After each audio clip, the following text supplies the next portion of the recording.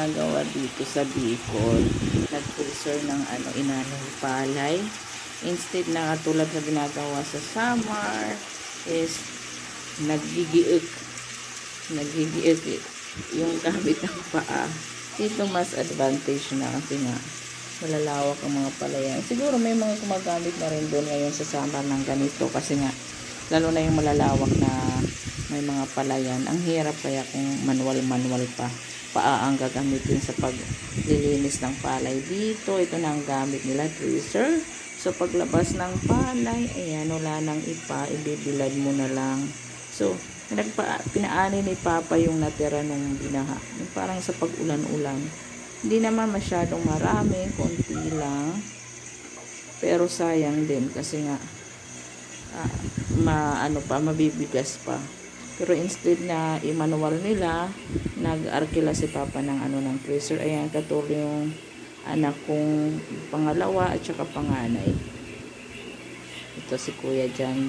Ayan, tumulong sila sa pag taghawak ng sako yung panganay ko. Ayan, yung naka-red. Ayan siya. At yung pangalawa ko yung naka-asul kanina. And doon sa dulo yung naka-asul na nagsasalin doon sa mga nasa sako na inaning palay. Siya yung nagsasalin. Yan, makita nyo. Yan. Kahit papano may pakinabang nila. Actually, first time nilang magkuya na tumulong sa ganyan. Kasi hindi naman sila ina-allow ng lolo nila magpunta sa palayan magtrabaho. Kaya maigi na rin yan para alam nila kung gaano kahirap ang magtrabaho sa palayan ng mga magsasaka. Malay mo yan, pangiti-ngiti. Kita-kita sana yung braso niya, hindi naman nakita. Yan. Enjoy din sila kahit papano. At doon, yun sa mga inaanak ni Papa sa kasal, tumulong din sa pag ng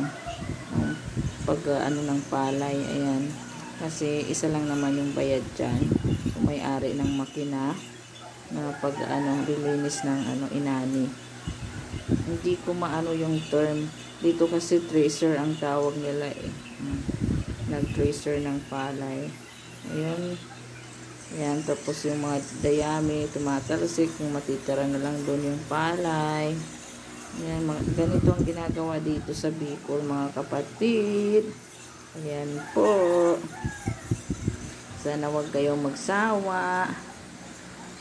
Manonood ang aking video. At mag-subscribe. I-share nyo rin po. Ito ang buhay magsasaka sa Bicol. Ayan, enjoy. Sayang.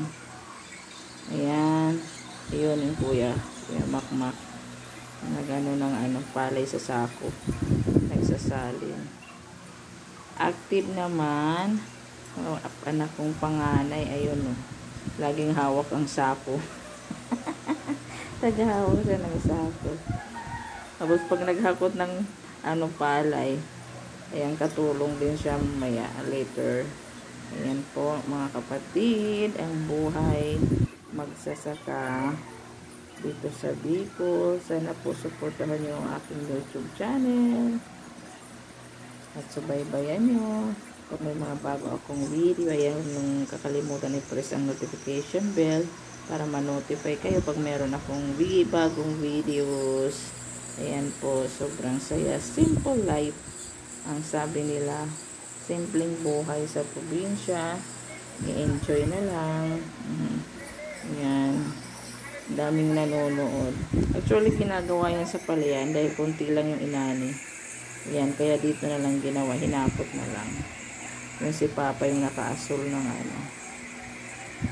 ayan, naghahapot ng dayami papunta sa machine. Yun, tapos yung nasa likod, yung anak kong pangalawa, ayun yung naka-asol ng sweatshirt. Siya po yun.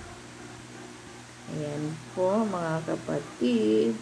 Thank you po sa panonood. Ayan, na-stack up na yung video ko. Ayan. Salamat po. Ayan, naghakot na ng palay. Ayan ang aking asawa. Ayan siya, oh. Isang sakong palay ang suknong-suknong. Ang Tagalog ng suknong. Ito ang pangalawa kong anak.